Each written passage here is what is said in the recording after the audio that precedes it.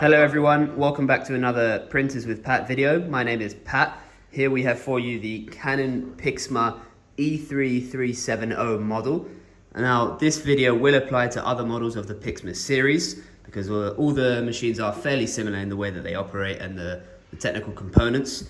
This video here for you today will be displaying how to install the paper into the back of the machine in order to print wherever you need to.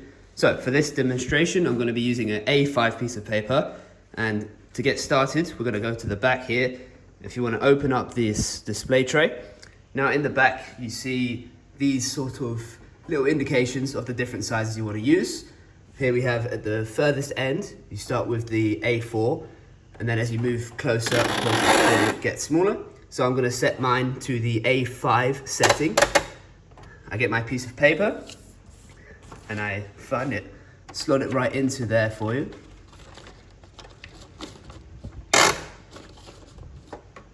There we are.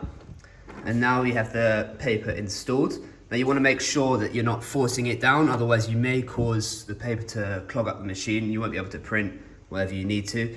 Also make sure that it's straight and it's not leaning out the back end of the machine.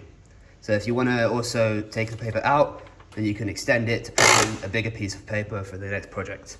Thank you for watching. My name is Pat, and this is another Printers with Pat video. If you enjoyed this video, I also have many more on the channel. If you enjoyed this one, you may also enjoy the rest of the videos. Have a lovely day.